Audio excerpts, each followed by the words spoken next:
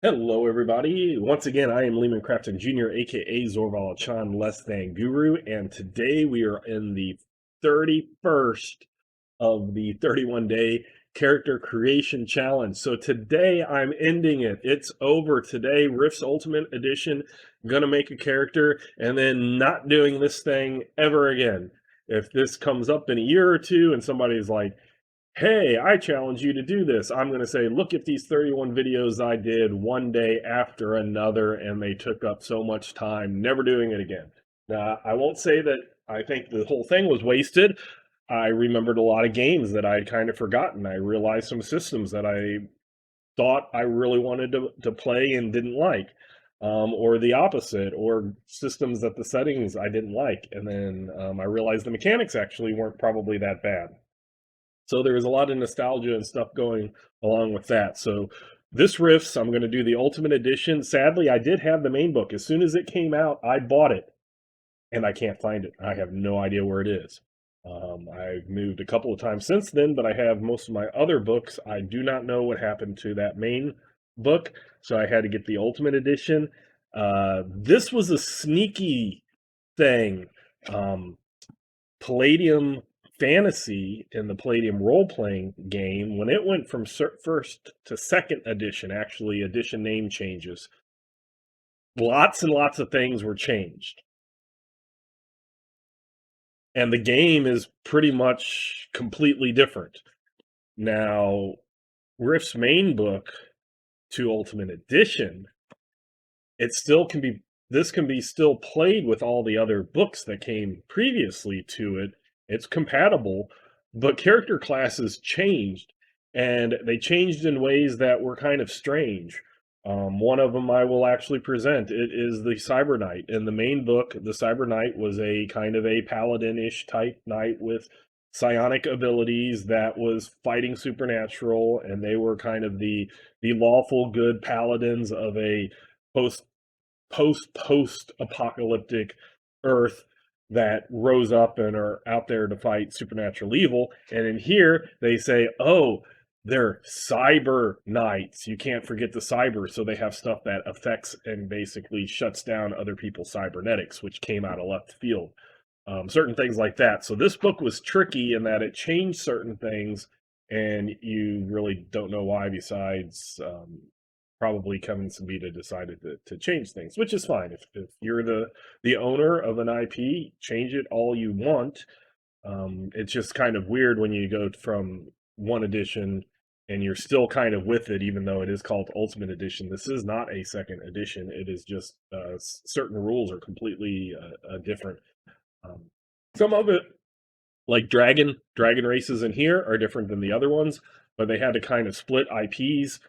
So I understand that when you license things out, if you have IPs that are kind of intertwined, then you have to split them up to say if somebody licenses this one, they get this stuff to use, and if somebody licenses this, they get this stuff to use. So certain IPs had to be split up and stuff like that. Let's go ahead and let's do Rifts.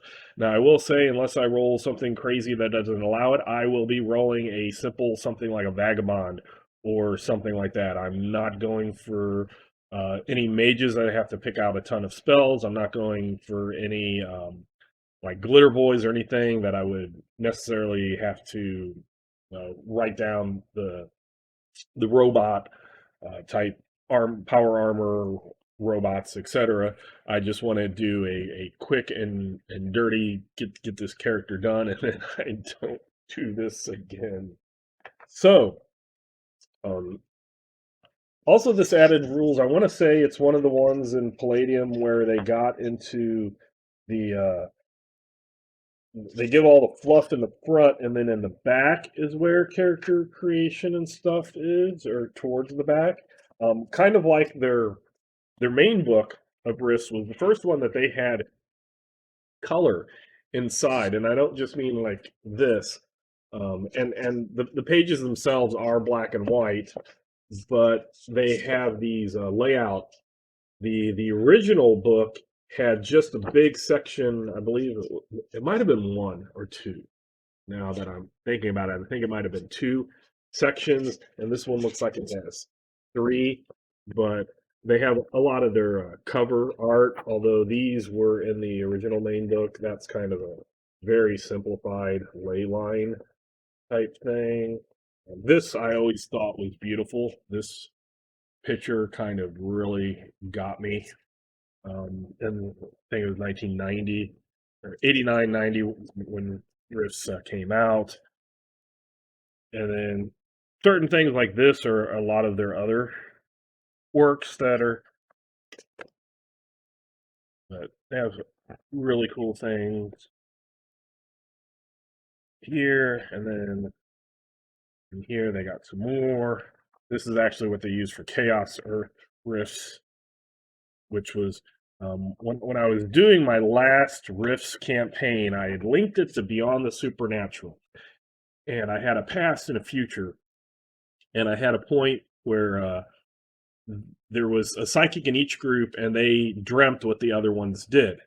And I was linking them, and the ultimate objective was to have it accumulate where the Beyond the Supernatural characters, when they got older, or at least one of the characters was a kid. When that kid got older, like the adults probably would have met old age and passed away, but she would have experienced the the the big bad thing, that the apocalypse that happened, that made Rifts a post apocalyptic. So Chaos War, Rifts Chaos War kind of happens during the apocalypse, and I was going to funnel things into that and have this older character who had been in the BTS world then have all the knowledge of what will happen in Rifts, and they would be able to to do things back and forth, like if the Chaos Earth people were able to do something and put something to the side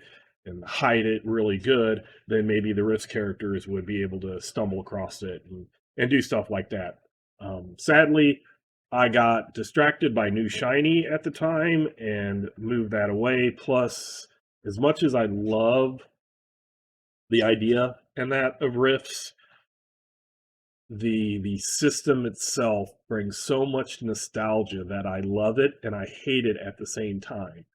And that I'll be something that I might do in a review, but I'm not going to do that here. But I just want to say I really like the concept of Rifts, um, but I usually have failed games, and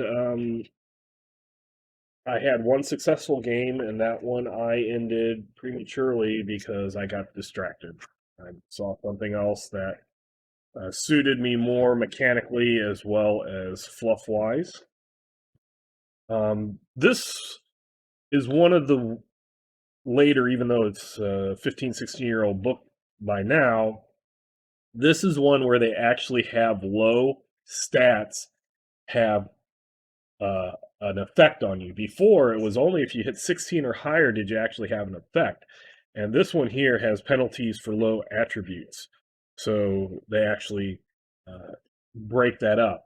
And what I'm guessing, and what a lot of times I've seen happen with Palladium books, is like in Nightbane, which started off as Nightspawn. There's a whole crazy lawsuit thing about that. But in Nightbane, they introduced perception. And I think it was because Kevin Simbita probably got sick of people saying, "What do I do for perception? How do I notice things? How do I do this?" And he just cobbled together some rules and threw it into to Nightbane that wasn't percentile like skills. It wasn't a D20 like, or it was a D20, but it wasn't kind of like combat. It was its own like different type of thing.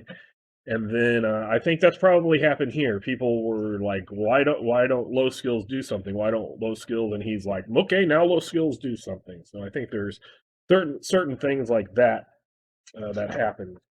Character creation, I just actually just came across it as probably 3/4 of the way through the book. You have your 8 attributes.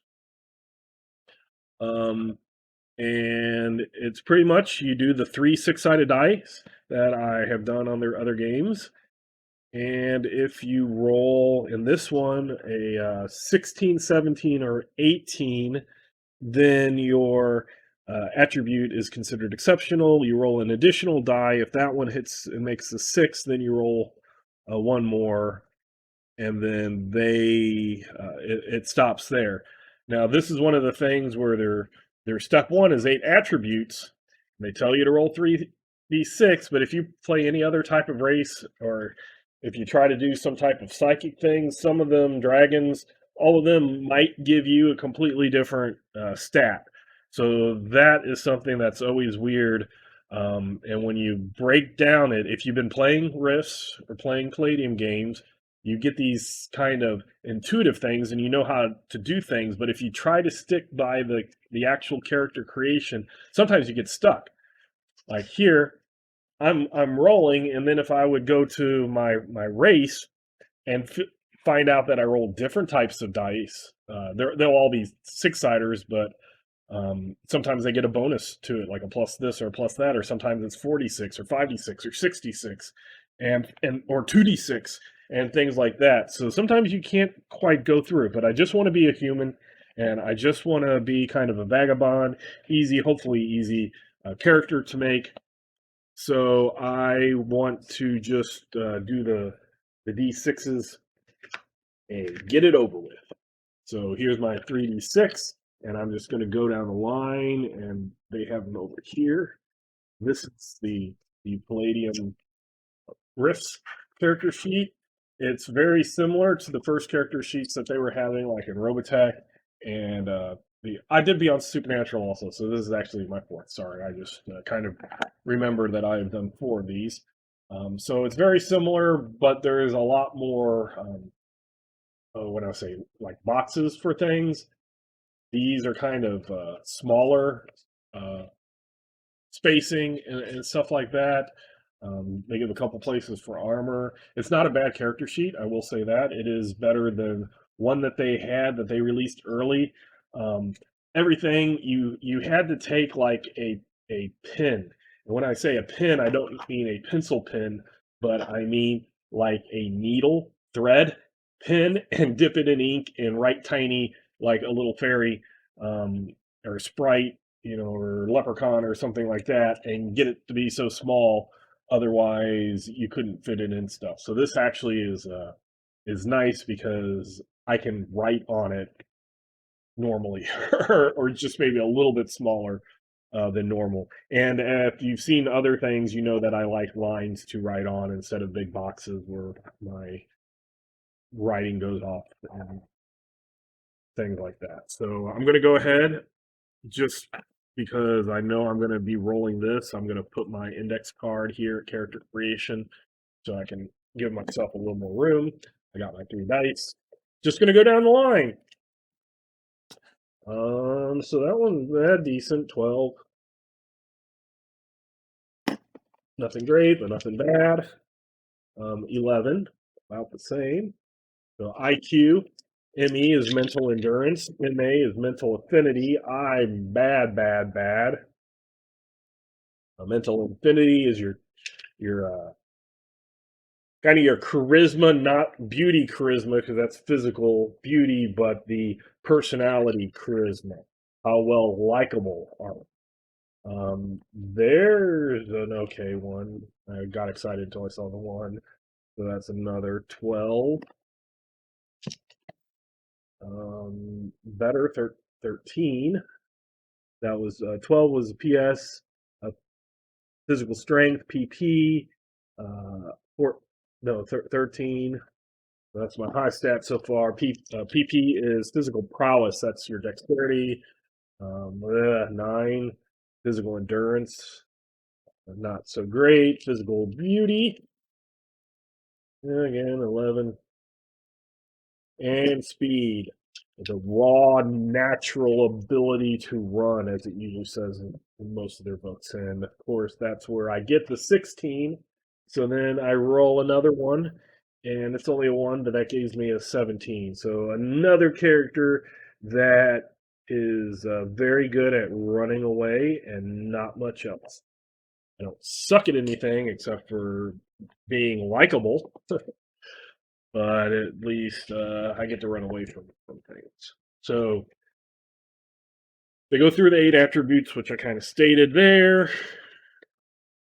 And again, in any Palladium system that is after kind of Palladium First Edition, physical skills will allow you to up your skills crazily.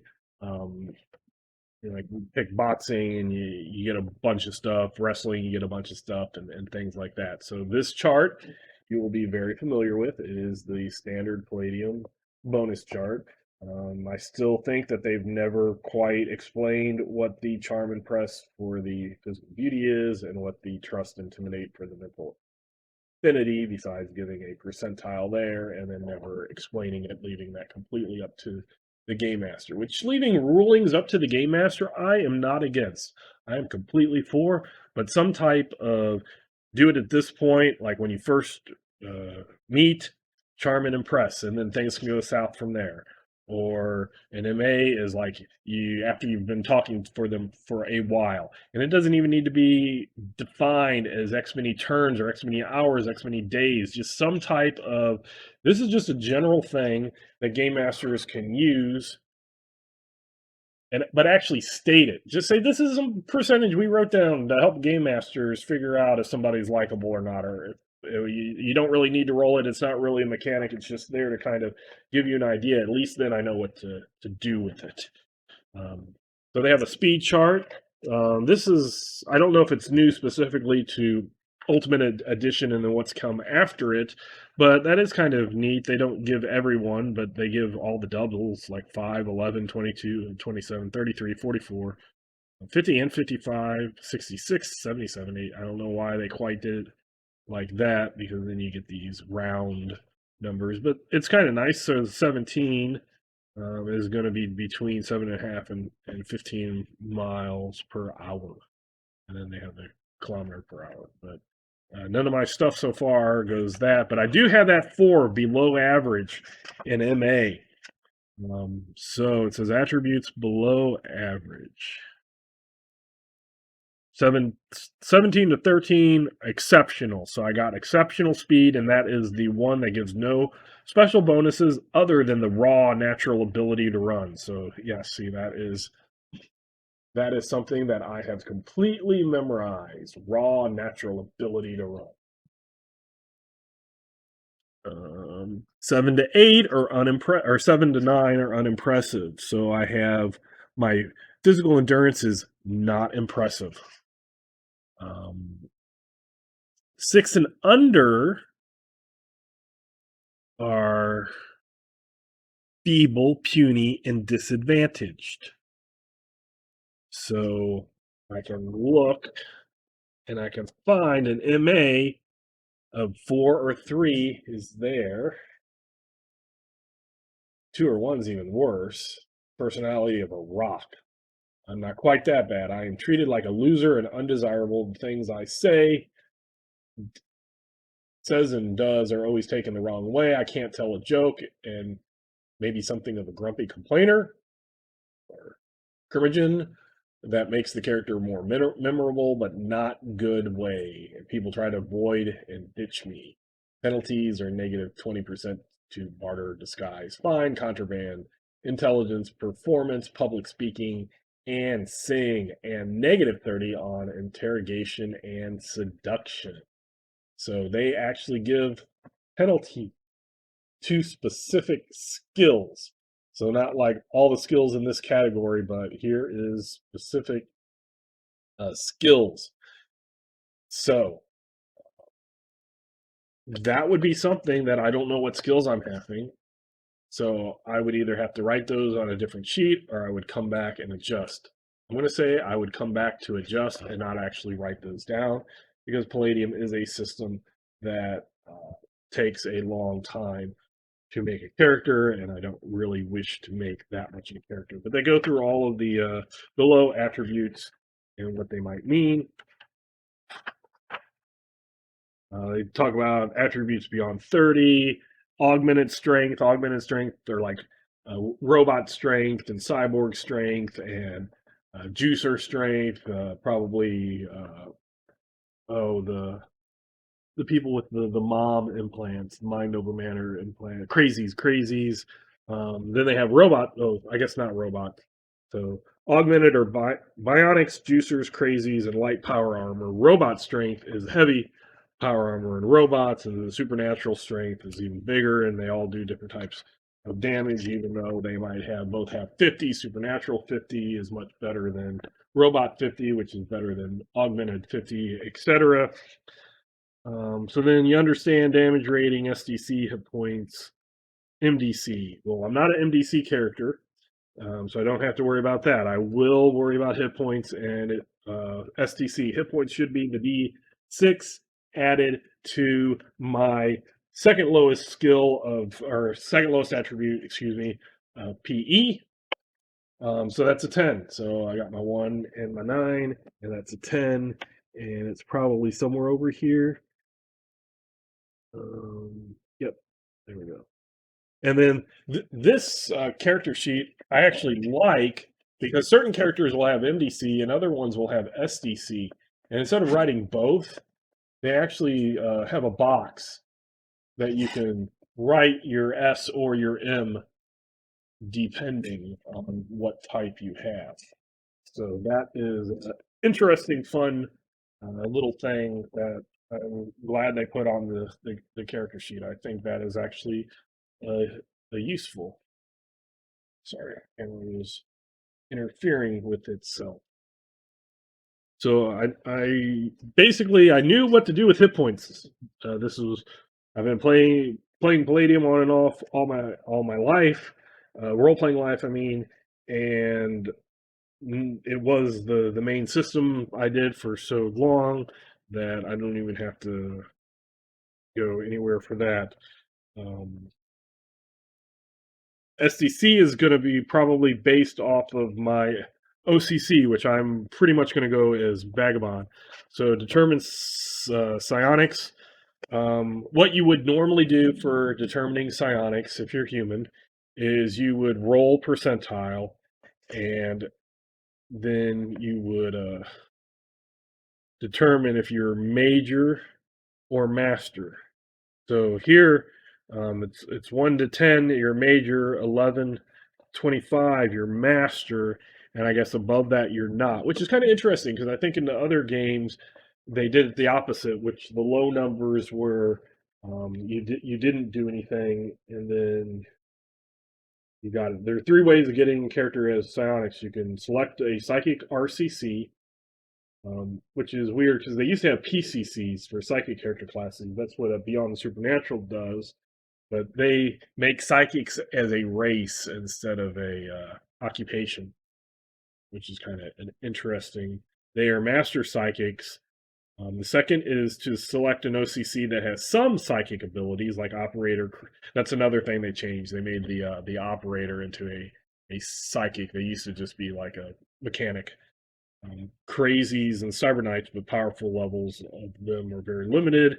And then another is just a natural roll. So I'm not picking one of those. I'll pick a natural roll. I will say that if it ends up being something that is very would be a lot, I would just say that that's something that I would do and have to look through all the psionics and not actually do it, but say that I would, because again, I want this to be as quick as possible. I'm already on 23 or 24 minutes.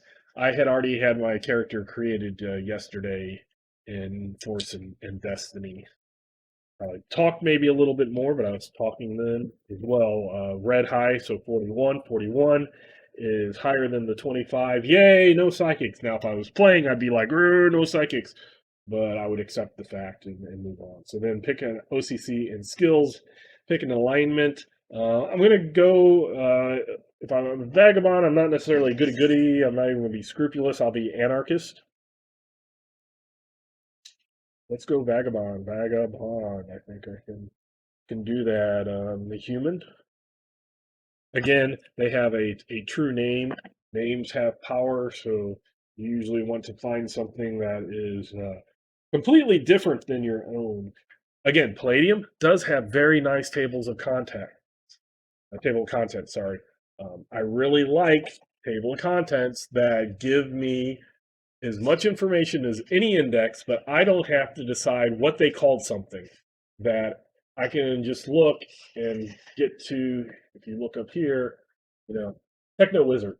Okay, I'm in that area. I can start looking. I can just grab that section and go right to it. I really like good table of contents. I probably am a minority, but I would rather have a good table of contents than an index because again, sometimes they say like refer to this or refer to that, and they don't give me the things in the index that I actually want.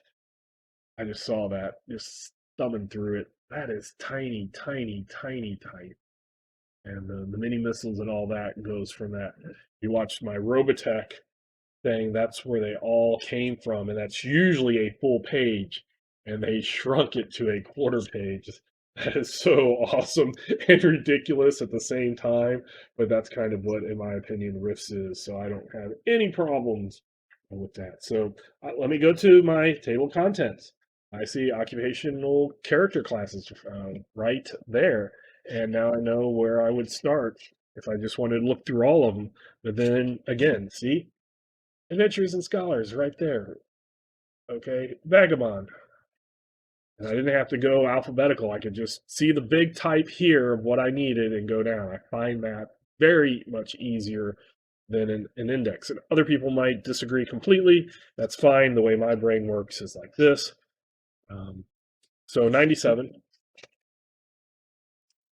And again, this is a nice Palladium book. It is their only hardcover that I know about that isn't some like limited edition or something, but the only like normal everyday edition. They're all in hardcover, and they do a really excellent binding job. Like or hate them, they have some of the best binding that I've ever experienced in a role playing game. Vagabond. So Vagabond. Now in the first, I won't even say edition because it's not really, but the first book, the Vagabond was just like your Drifter, and they didn't have any special things, but they started giving the non-special, like the non-psychic, non-magic, non-robot things. They started giving them special things. So here you got a eyeball a feller, which is that's Palladium. They just love talking in slang and stuff. So you got eyeball filler. A character knows people so well he can usually size up a person just by observing him for a few minutes. Can discern the following: educated or not, rich or poor, works hard or works at a desk, etc. And then they get a base skill, which actually 56 is kind of pretty decent for um, a a Palladium character. Now it's funny because I got that low MA, so that's I know that barter plus 10, and I remember it said negative 20, so I would actually have a negative 10, and then I would get other things if I got those skills: barter, card sharp, gambling ID, undercover, or ID undercover agent. Probably it means you identify somebody who's an undercover agent, maybe. Research just by talking to people. Seduction, which I also had that negative 30, so that would be a negative 20 if I ever got seduction. But see here, this is the thing. Um, I might get a bonus. So if I would have wrote all of that stuff down for a low MA and then roll a 4, it would have put me in a completely different category. So that is something actually that I had forgot that they used to not give OCC bonuses to like the Vagabond, but I guess a lot of people were like, why would you ever play a Vagabond? Well, sometimes it's fun to play a underappreciated character and have them live. Um, I have found in some games that if you play somebody who can't or doesn't have the ability to just instant kill or be, the best murder hobo out there, then you might sneak around and do things that keep you alive when the other people might die. So you can actually last longer because you are weaker because you realize you are weaker. Um, but that's just me going off on something. But yeah, I had completely forgot about those. So let's go ahead and let's do these. I won't write any of this down because I don't know what skills I would take. But let's go ahead and just go through these. So I will read them off. You can't really see it from the camera. And that's not really going to reach that far, but hopefully after the other 30 days, you will trust that I'm just going off of everything correctly. So I get the D4 to my MA. So that is something that I had a 4. I got a 2, so I have a 6. I don't know if that would, I think that would actually bump me up to the next uh, class better, but it's still not in that kind of above 9 range. But still, I got that. And then I add 1 to my PS. So my PS, before even taking those physical skills, just by being a vagabond, um, it was a 12. Now it's a 13. And then I get a 2 to PE. So my PE goes up to 11, and that means that my hit points go up 2 more points also. So they go up to 12. And a +4 on perception rolls. Do they have a perception? No, invoke, trust, or intimidate, charm, impress. They even write those here, but you don't know what they do. And I'm looking. Do they have a perception? Some type of thing. The environment, and origin, sentiments, native languages, insanity, charm. I don't see it. It doesn't mean that it's not here or on the back page that I didn't print because that was mainly with robots and spells and stuff, and I knew I didn't want to do that.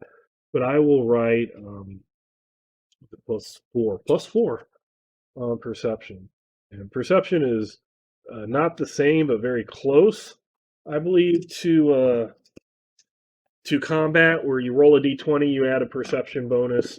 So that would have been a 1, so it would have been a 5. And then depending on if it's something easy to see or average to see, you have kind of a DN, a difficulty number or target number that you're looking for. 2d6 plus 10 to SDC. So there might be a base value. I'm not sure because it says add. I might have to go back and look. Different Palladium systems do it differently, so I'm not always knowing exactly what they are, unless it's something like you add hit points to PE.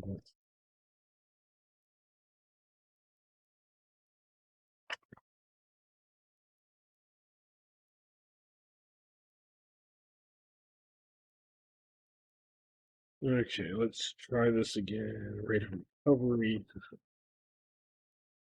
SDC. Different kinds. Physical SDC. Each OCC should indicate how many SDC points a character gets. In the event that it does not, they start with 2d6 plus 12 plus any bonuses. So that says 2d6 plus 12. And Vagabond says, what was it again? 2d6 plus 10 plus 2 plus 2d6 plus 10. So since it doesn't say so far,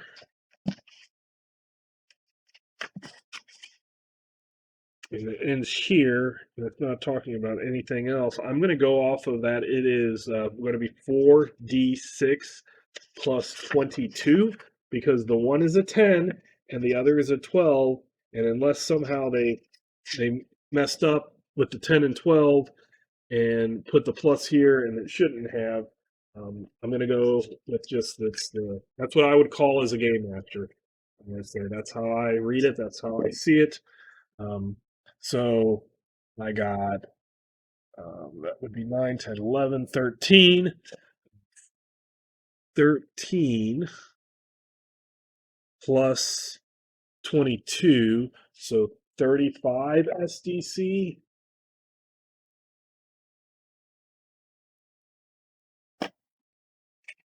Which isn't a whole lot, especially one MDC does like 100, so it would like destroy me 3 times, two to 3 times over. But and then I get a +1 to save versus possession. Do they have that? Yes, they do. +1 to save versus set. They have a nice. Actually, that's a pretty nice saving throw thing right up there. This is from a system that was back in D&D when you had much more than just the reflex, will, and fortitude, where you had all the versus spells versus rods and stabs and dragons and poisons and all types of death and all types of stuff like that.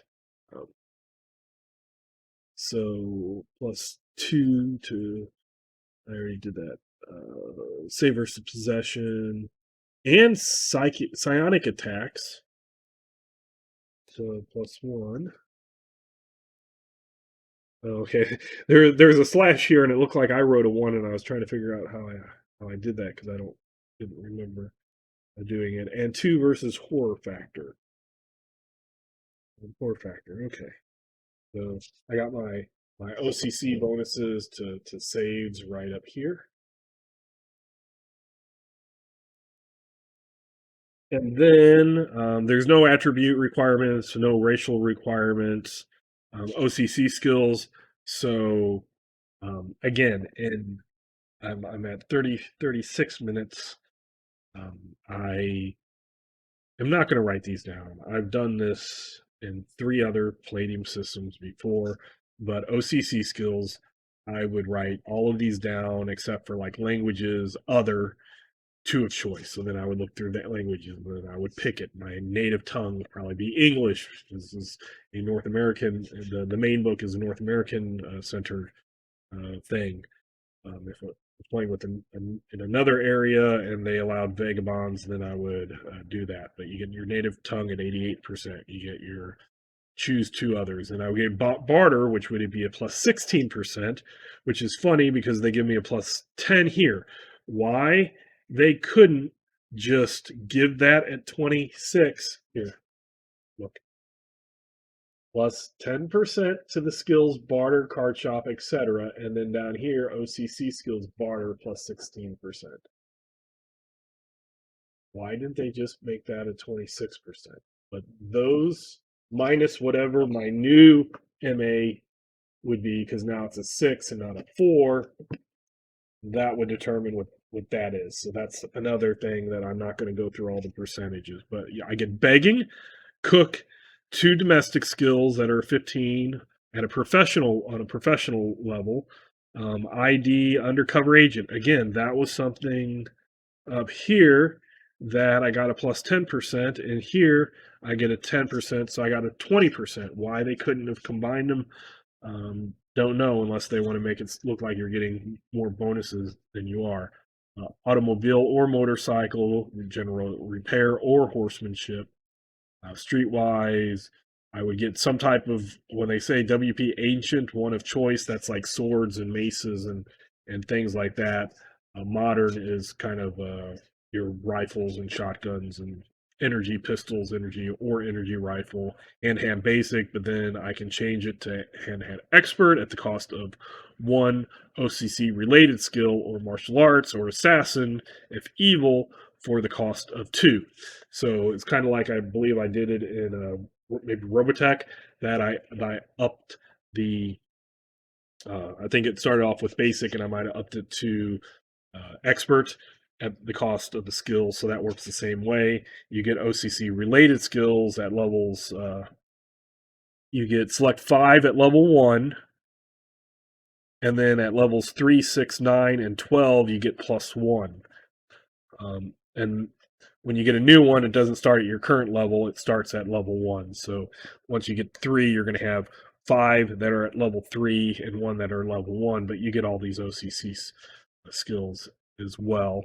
And then there are secondary skills, which again, they don't list, but they just basically, you get 8 of those at first level. Secondary skills here, 1 additional second skill At all those levels, selections are made from, they have a separate list of secondary skills. In the skill selection, these are additional areas of knowledge, and etc.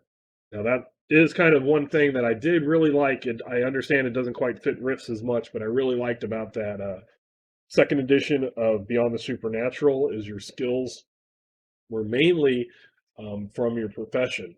And I thought that was an interesting thing. But then I'd start with the standard equipment, lighter, medium, NDC armor, looks beaten and battered, clothes on your back, extra set baseball cap, and get really specific jacket, coat, knife, gun with extra equipment, ammo, etc. You would roll for your money. You would not start with cybernetics, but you could get them later. And interested, related OCC, see other characters in this section, and the Gambler, Saddle Tramp, Saloon, Bum, and Barmaid in the Rifts Rulebook New West. I completely forgot that they did things like that. That is interesting. Again, in Palladium, mainly you roll Palladium systems. This is Rifts, but you mainly will roll your attributes. You would pick your alignment, your OCC, roll your hit points, your physical, and everything else is just selecting skills. I know I did that for all those other games, even for the other Palladium games, but that would take me seriously 20 to 30 minutes just going down a list and then adding all the little pluses per level. Plus, somewhere here is where I would probably add up my OCC bonuses, and if like my MA gave me negatives, that's where I put those. So then I could add everything together and get the last percentile. So it's just one of those things that you've seen me do it enough. I don't think you need to see me do it again. But this would be my human vagabond, and I'm just going to call him Rex. And I got hand-to-hand basic, so that would be something I would go with basic. If I didn't choose to get expert or the martial arts, I'd get basic. I would find out all the stuff that it does. I'd fill in those blanks. My weapon proficiencies, I would write that in here. My armor, I would write there. Money goes there. That eyeball feller.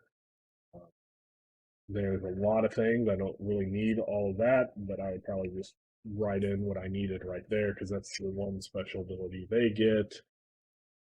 You can also write the actual weapons and ammos there. This is like the hit. This would be kind of the damage. So this is probably where I'd write my OCC skills, my OCC related, and my secondary. So I'm just going to go ahead and leave that. This is a very, very, very skeleton character, but it's just one of those that if I would have also got psychics, I would have to pick those. If I did magic, I'd have to pick that stuff. If I was a robot pilot or something, I would have to write down that whole thing of all of that power armor or robot. If I was a crazy or juicer, there would be other things that I wrote down. So it's basically this. Let's go ahead and end the 31-day character creation challenge. And I will consider this a character created because it just always takes a lot of time to go through skills. It just takes a lot of time, which is good and bad. It means that there's a lot of skills and you have to really put thought into it. And then I would change if any physical skills is going to raise some of these. So it would just be a lot of me rolling, erasing, writing things over and over and over. So let's go ahead and stop that. I thank you for watching these 31 days. Thank you. If you like the video, you can hit like. If you dislike the video, you can hit dislike, and you don't have to worry about any more of these 31-day characters because they have all been done. If you want to subscribe, please hit subscribe, and let's talk about things right in the comments. If you want me to go over any thing from any of these 31 characters that I did, the systems other systems that you think I might be interested in taking a look at, things like that. If you want to ask about Torg, I do know a lot about Torg. I write as a freelance writer for Torg. The Aurorsch crowdfunding just ended, and I took place at that on Wednesdays. Um, it is February 18th now. I every Wednesday until it's done, I am game mastering Blood on the Blasted Lands for some Torganized Play players through Roll Hit Die on Twitch, and they are also then we'll load those videos onto YouTube. I've already the one that we did last night got put on, and it seems like all of the players enjoyed that, so that was a good time we had. I will get to more reviews. I do my Palladium, my actual Palladium first edition, heavily homebrewed on Sundays, and I usually post those. Well, usually meaning my thoughts will be to post them after the game or the next day. My first session, actual play, is on this channel. So take a look at that if you want to see how I game master a Palladium First Edition home brew game. I also have my Torg Unsung Heroes, which shows how I game master a Torg as kind of pickup games. Basically, hey, anyone who wants to play, show up, and any of my friends who want to play can play. So we've had from 2 to like 6, depending on how many people or my actual campaign that I'm doing. So I have lots of variety and stuff. And again, if you don't like my ideas, that is fine. But you might still learn something from them. Again, if I like something and you don't like the way that I think, then you might know that you don't like it. And if I don't like something and you know you don't like the way I think, then maybe it is something for you to look at. So there's always that type of thing. So once again, I will cut it off here. Thank you very much. I am Lehman Crafton Jr., aka Zormala Chan, and until next time, I'll catch you later.